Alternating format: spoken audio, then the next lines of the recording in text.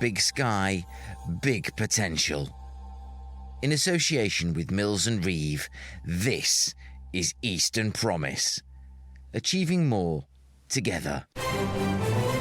Welcome to the East of England. Dateline, January 2025. A new year of promise and opportunity stretches out before us in this, the UK's most exciting region. I am Mike Rigby, and this is Eastern Promise. Happy New Year!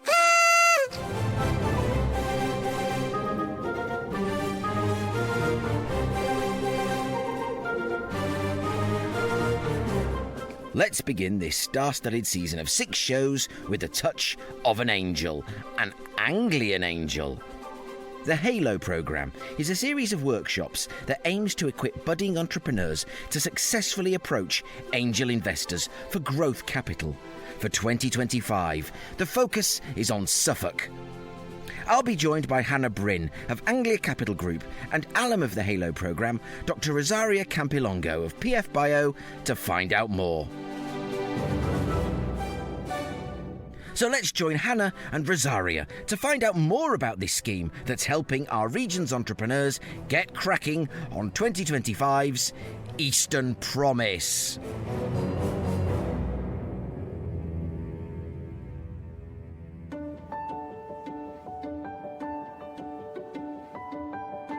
When you have a marketable idea and decide to take the next step, becoming an entrepreneur, the skills and knowledge needed, such as where to find investment, aren't automatically downloaded into your noggin, leading to a sudden burst of clarity. No, you actually have to learn what to do, what not to do, and how you should deal with the many conundrums of becoming successful in business. That can seem like a terrifying prospect. But fear not, for in the east of England, help is at hand from the very angels themselves.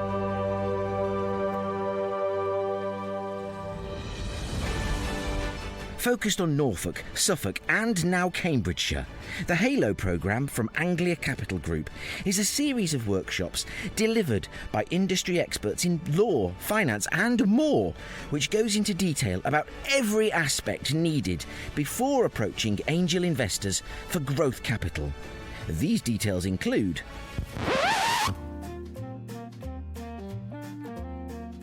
understanding your marketplace, your financial forecasts, decoding your legal documents,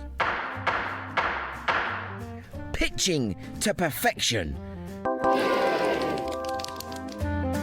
and sector-specific case studies.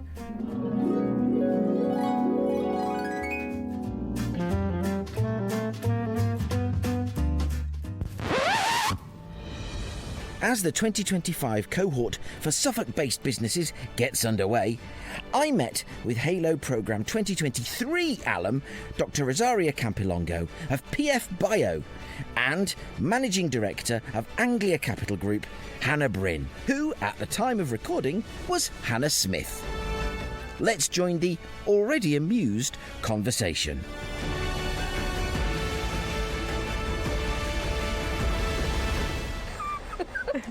Get all your snorts and coughs and giggles out the way now, because this is serious. Serious, folks. Yeah, this is serious. I was about to start with the phrase, what a beautiful day to be sat outside the Centrum building on Norwich Research Park, and lo and behold, a cloud has just skittered over the face of the sun. But we're not going to let that slow us down. We're here talking to Hannah Smith, MD of Anglia Capital Group. She's nodding, I've got that right, we're going well. And Dr. Rosario Campilongo of the John Innes Centre and PfBIO, who many people will have seen at the Royal Norfolk Show over the years. Ros, Hannah, welcome to Eastern Promise. What an absolute delight to be talking to you today. Thanks, yeah, it's great to be here. Thank you. Hi, Mike. Hello, welcome back to Eastern Promise, Ros. Thank you. Hi, Mike. Thank you. So, Hannah, tell us something about yourself, about Anglia Capital Group, and about the Halo programme, which is our focus this morning. Yeah, no problem. So my name's Hannah Smith. I'm the Managing Director and Investment Director at Anglia Capital Group, and I have been working with Anglia Capital Group for the past 8 years. I've also worked with organisations like Cambridge Capital Group, and I did a small stint as well at IWOCA, which is kind of debt finance for small businesses. So I guess over those years, I've probably seen thousands and thousands of pitches for investment. Anglia Capital Group is a network of business angel investors, predominantly based across Norfolk and Suffolk. We shortlist and select the best businesses in the East Anglia region, hopefully to pitch for investment and secure it through our members. And we run pitching events throughout the year across those two counties, various locations, in partnership with various kind of innovation hubs in the region to showcase those businesses. The Halo program was something that we started at the start of 2023, or we started planning it in partnership with a whole group of businesses in the region. Norwich Research Park helped to fund the development of it, and we've got some fantastic partners, Luminous PR, Burkitt's, RSM, Tech Partners, all helping to deliver certain course content to a group of businesses that have fantastic ideas, fantastic founding teams, but need that extra support to put themselves in an investable position to pitch for angel investment. So that's key, isn't it? That investable proposition. So does Anglia Capital Group focus, I mean, you say network, I mean, I don't want to, I'm trying not to use the word broker almost, but is it you go to the network and say, these are the ideas we think, for your consideration, and you've kind of weeded out those who aren't ready, or, I don't want to say bad ideas, but, those who aren't ready and those who still need to work on their proposition. Is that roughly how it works? Yes, so we have a pitching event roughly every 2 months, give or take. And if we think of those 2 months as sort of a screening round, on average, we will speak to about 100 businesses that are seeking investment. And we have to whittle that ultimately through a series of stages down to about 5 businesses. And then those 5 businesses get the opportunity to pitch to our investors. So from the investor's point of view, obviously it's valuable because those businesses have been through a screening process already. Obviously, if they weren't part of the group and they put on LinkedIn or something that they're angel investors, they probably have to do all that screening themselves. But from the company's point of view, it gives them the opportunity to learn from the feedback of that process if they don't necessarily get through. Right. And try again next time. So how do you know, in terms of the person pitching in front of you, do you get that kind of little spark of excitement to say, yeah, I can see where this goes, this can go somewhere, and you start sort of, as you're listening to them, almost mapping it out in your brain, or are you so much more methodical about it? It's an interesting question because I guess at the earlier stages it's methodical. There's certain criteria that we're looking for. Strong, capable seeming management team, exit oriented. The investors will ultimately want their money back with an uplift, ideally, rather than investing in a lifestyle business. There needs to be a minimum viable product in place and some sort of market traction. So past the idea stage, not necessarily revenue generating, but some sort of market engagement to prove that there's a demand for your product or service in whatever marketplace you're operating in. So there's all those things we sort of look for, but it's interesting your question because I think when when it comes down to the investors making their decisions, it can be quite a personal thing and quite based on logic, but also a little bit of emotion as well. Angel investors are typically in angel investing rather than just putting their money into a fund because they get something else out of it. They usually want to be involved with the business in some degree, and they get a sort of pleasure, I guess, out of supporting a business directly and supporting the founder on their journey directly. And so what do you, as Anglia Capital Group, and you personally as an investment professional, what do you get from that journey? I love my job. That's a good start. That's a good answer. It's fantastic, especially when you can help the founders to get the capital that they need. Even better when you speak to founders a number of years after they've received the investment, and actually quite a lot of the time the feedback is, I thought I was doing it for the capital, but actually the other stuff that I got out of it was way more valuable. The support, the mentorship, the connections, those sorts of things that they got from their investors, and I think that brings a level of pride and joy. Speaking of, it seems like an apposite time to bring in Ros, Dr. Rosario Campilongo of PfBIO and the John Innes Centre. Ros, tell us about PfBIO and yourself and how sort of PfBIO got started, and then we'll come on to your journey through the HALO programme. Sure. So, I'm Rosaria Campilongo, and I'm the CEO of PfBIO, that is a John Innes Centre spin-out company, and is based here in Norwich Research Park. At PfBIO, we develop bacteria-based solution for agriculture to promote plant health and protect crops from major agricultural diseases. Everything started a couple of years ago, it was April 2022, and has been a fantastic journey for me because my background is in science, so I'm a microbiologist, so I never really done any activity associated with business or commercialization, really. So when with my colleagues we were discussing the idea of starting this business, I was very excited because I like learning, and I thought this is a great opportunity for me. So since then I have been working on so many different aspects that is not just science, but as I say, it's business, commercialization, it's networking, it's creating connection really with the valuable people that can help us grow the business and explore more the market. So it's been so far really interesting and exciting opportunities and experience, and learning how to pitch to investors or how to write the right grant proposals also has been extremely beneficial for me, and it's something that I'm still, of course, you always improve yourself, is still in development, but I'm very grateful that I at least have now the tools to work on this. So how much can you tell us about what PfBIO does? Well, at the moment we are focused mainly on the berry sector, so we are developing a bacteria-based product to protect the strawberry and other berry plants from specific fungus-like diseases. We are in the process of doing field trials this summer, so it's a very exciting time. We are also submitting some patent application to protect our unique strains, so I'm very excited about how things are going. So, and then we have some other projects. Another one is about creating a biological product for the potato sector as well. So we are actively working on that as well. And a future idea in the pipeline as well. Hey, do you know what? It's fantastic to hear those ideas that just, when they start bubbling away, you kind of can't help yourself. You just pick on, you're trying to sort of juggle all those things. So, talk us through your experience from sort of the start of the HALO programme. How did you decide to sort of get involved in that, or to pitch to that, or was it? Well, I decided to be involved in the programme, I think, about a year ago, right? Yeah, I think it started in September, didn't it? Yeah, I think probably around this time I was thinking, should I apply for it or should I not?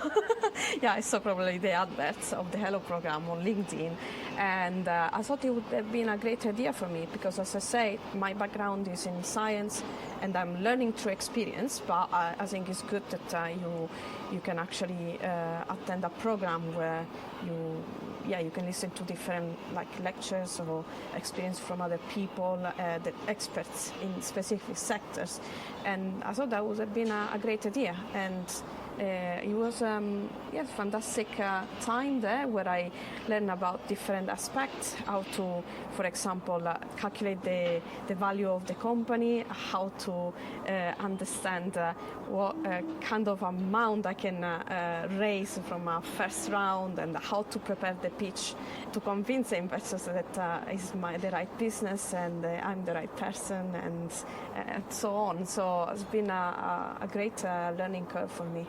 Hannah, can you just reflect on what Rosa said and that journey and Anglia Capital Group's part within it, and how you prepare those ripe investment propositions to go in front of the angels? Yeah, no problem. Probably worth giving a bit more of a background of why we sort of started the HALO programme.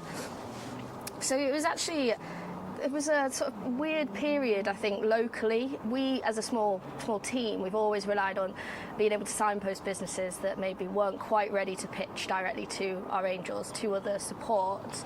And there is a lot of great support around, but at the time we found that there was sort of limitations to certain support systems. You have to have a certain number of employees, or it's sector specific. So there was a huge gap, and we just didn't have anywhere to point people. And we thought, well, hang on, we've got this whole network of of experienced entrepreneurs and investors, fantastic business people, brilliant business minds, and they're in angel investing, right? Because they want to support founders, early stage businesses. And so we sort of reached out to that network and our corporate partners as well, and built the Halo program to support the businesses that we felt weren't ready but had the potential to pitch to our angels in the future with a little bit more support to turn it into an investable proposition. So that's where we sort of started, and Ros was amongst one of the first 5 businesses on that cohort. I think it was a really good experience. Absolutely, yeah. And I have to say, just to add on what you say, it's like you start a business and you probably don't know very much how to progress with the business, and you don't know who to ask for support. So it's actually great that everything is now in our program, and so everything is accessible. So and I think great. One of the things that the Halo program has that maybe other support things don't have is that access to those mentors. Yeah, I think absolutely. you valued quite a lot. Yeah, a lot. Found a lot of value out of that. Yeah. Didn't you? My 2 mentors were fantastic, and they were very supportive. They allowed me to actually think about how to progress with all the aspects of the business. They were not just to say to me, oh, you should do this or you should do that. We worked together, so that was absolutely brilliant and very constructive for me. Hannah, how do you offer kind of general places on the program to angel investors, come and be part of it, or do you sort of, because it sounds like there's been a very careful pairing here. Yes. That's really had a lot of thought put into it. And Ros has got exactly the right kind of mentorship she needs. Yes, so we know our investors, our members in the group, and we know the founders in our wider network. And obviously there's a certain amount of it's their choice to be involved in this kind of thing, but we do our best to match up the right mentors to the right businesses based on the investors' backgrounds, their existing portfolios of investments, have they got any synergies there. So yeah, there is a bit of careful planning that goes in there, and I think we must have done it really right for Ros and PfBIO. So Ros, tell us exactly what this £75,000 involves, because it's not just a grant, is it?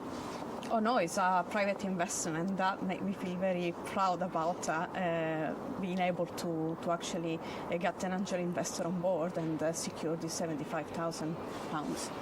And these funds have been extremely helpful for us right now, because help us generate cash flow, help us pay part of the field trials that we are running this summer, and extend some contracts of the staff in the R&D team. So what's the sort of day-to-day or week-to-week, month-to-month involvement of the investor going to be with the PfBIO team? Well, right now I'm always give update to my investors, and we try to catch up quarterly so that we can hear from the investors and his perspective, his ideas, and they can support the business going forward. Well, that sounds relatively light touch, doesn't it? So it's not onerous at all. Is that something, Hannah, that you're quite keen to sort of make sure everyone understands, that it can't be sort of micromanagement from the investor? Well, no, I think that varies, and it's really? dependent. Yeah, just dependent on what the founder wants and what the investor wants. And I think it's important to have that conversation up front before any investment's made. Sometimes angel investors might like to sit on the board of the company. They might like to get that involved. Yeah. In other cases, it might be a passive investment. Or, sort of like it sounds like Patrick is to Rosaria, sort of a kind of advisory, once a quarter kind of catch up. Well, at the moment, it's also the company is quite early stage, so we're kind of building up now the boards and everything. So once we will better set up and more organized, I guess we will have more interaction. It must be so exciting to sort of see this growth in something you've been nurturing for so long. Almost like a plant itself, as we are in the home of UK plant science. It's my second baby. Yeah, my second baby. Mm-hmm. I know the investor in question has quite a large angel portfolio. So what you'll find in that scenario is that investor will get involved more heavily in the companies in which he has or she has relevant experience and knowledge. Whereas others, they sort of, angels tend to you invest alongside other angels, and in some cases it might be more prudent to let other angels kind of take that advisory role on behalf of that group of angels. The Halo program's going to reach its conclusion fairly soon for 2024 on the 2nd of Second July. cohort, yes. So what happens after that? I mean, are we talking about the 2025 Halo program now? Are we talking about... And I'm quite interested as well, is there any kind of like aftercare, if you like, for those who've been part of the program, for those who were successful and those who didn't make it? Yes, so to, I guess, address your second question first, yes, we maintain a relationship with the businesses that go through. What we hope is that those businesses will, if not seek investment immediately, at some point will likely need investment and then can come to the group and pitch directly to the angels as part of an Anglia Capital Group kind of standard pitch event. But actually, in some cases, some of the other businesses on Ros's cohort decided that actually angel investment or equity investment wasn't necessarily the right route to take, and I think that's a win as well. You know, realising what the right course of action in terms of finance and scaling your business is definitely still a win. We want to continue running cohorts. What we need is support and sponsorship. We've got fantastic support from our course kind of material providers, but we also need financial support from key sponsors in the past. NRP, the British Business Bank, and Connected Innovation, and Brew and Dolphin have been fantastic supporters. So it all relies on that, really. So the floor is yours. I mean, if there's anything you'd like to sort of shout out there for and ask for, the Eastern Promise listenership around the world, for both of you, the floor is yours. And I've put you on the spot now. Show me the money!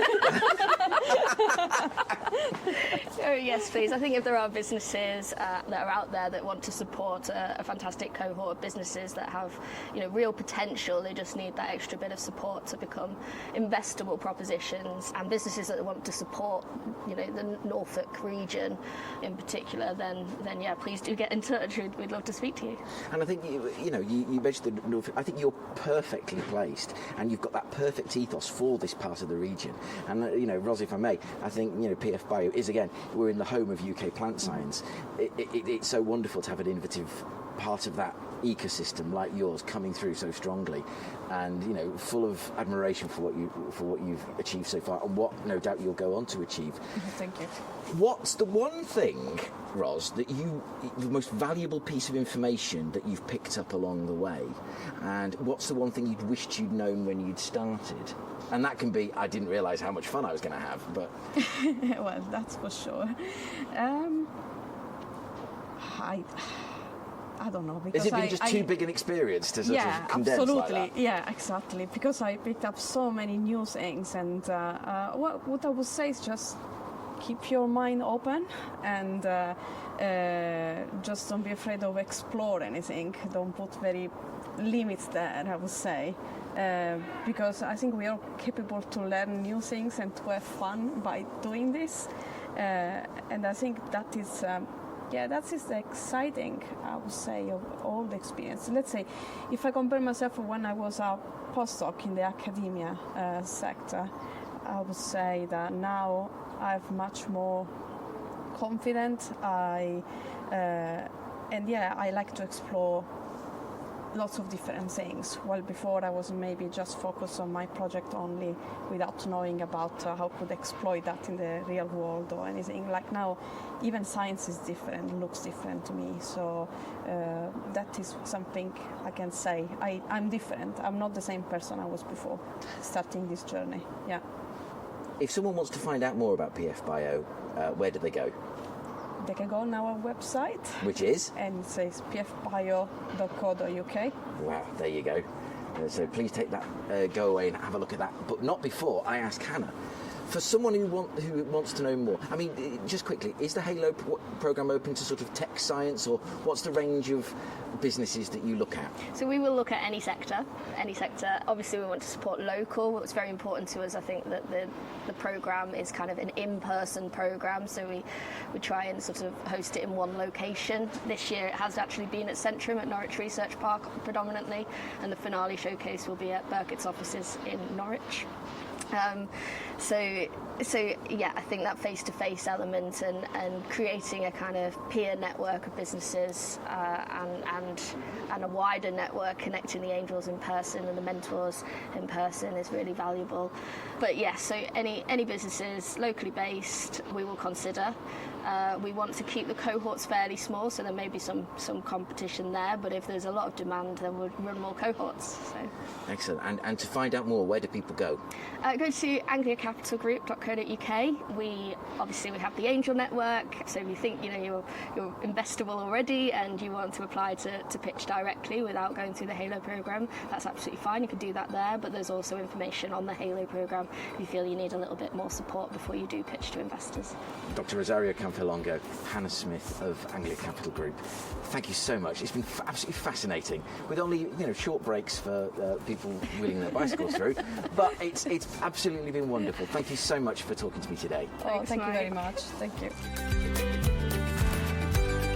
My huge thanks to Hannah, to Ros and to Amanda Bunn of Luminous PR, who was present but observing silently.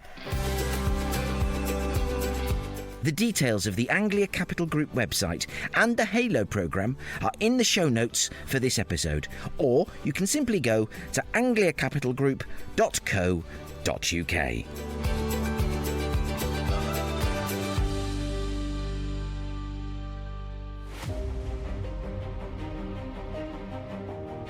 Coming soon on the Eastern Promise Podcast 2025.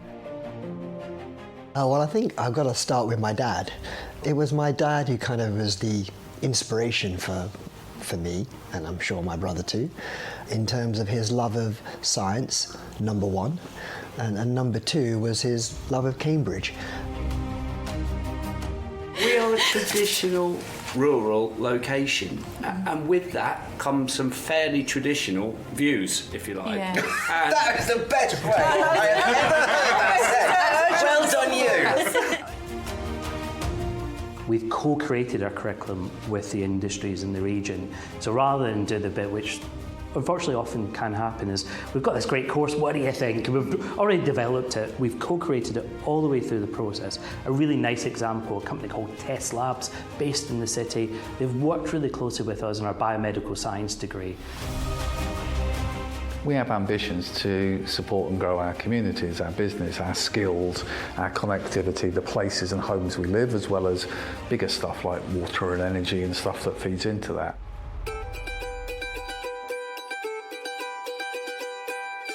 The first thing to say is that I'm really delighted that that message has come across, because it is a value that runs all the way through Innovate Cambridge, the inclusive innovation piece, and the fact that innovation, economic growth here has to benefit all, it has to improve quality of life for all, and it's a really important part of the vision. I mean, it's definitely positive, the pipeline so that businesses can get ready for those potential opportunities, definitely something that is welcome, because that's often the feedback from the really small businesses who don't have loads and loads of staff, who can always be hunting out for those opportunities. And I think that's really important, is more recognition of value rather than just cost, because the on-costs of getting a supplier from the other side of the country, whereas you've got someone around the corner here, so that's really good to hear.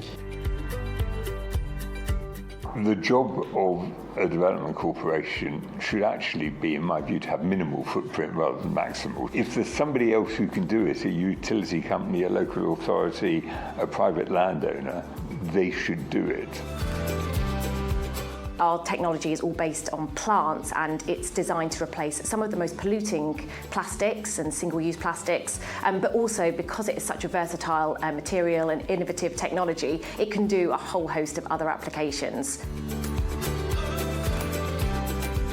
In order to sort of have a healthy, successful society, we need more economic growth. Things have been pretty flat, but actually science and startups, wherever they are, whether they're in Cambridge or Norwich in the east of England, will play an absolutely fundamental role in that, so that every penny the taxpayer spends on science through us and BBSRC will have a much, much bigger benefit in the long run, both for people's health, jobs and economic opportunities generally. I've loved this conversation, and I love what you do, Mike, convening a group of people who've got quite different, disparate interests, but to come together and talk and think, and we're all, I'm sure, going to go away and do some things differently as a result of this conversation.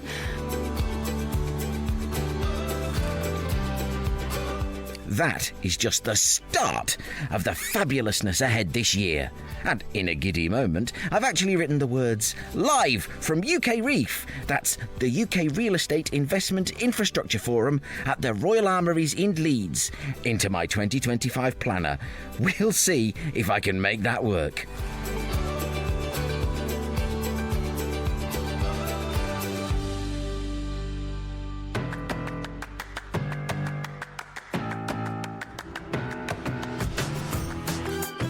And that is it for episode 117.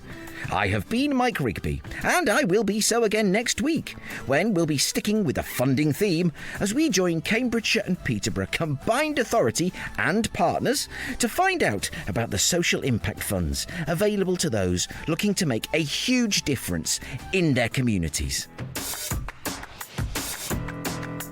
There are some amazing, emotional stories of businesses really stepping up to be the change they seek. So do join me in 7 days' time. Until then, bye for now. To hear other episodes of the Eastern Promise podcast and to find out more about what we do, go to our website at easternpromise.org.uk. Eastern Promise is a Priors-Croft production in association with Mills & Reeve, achieving more together.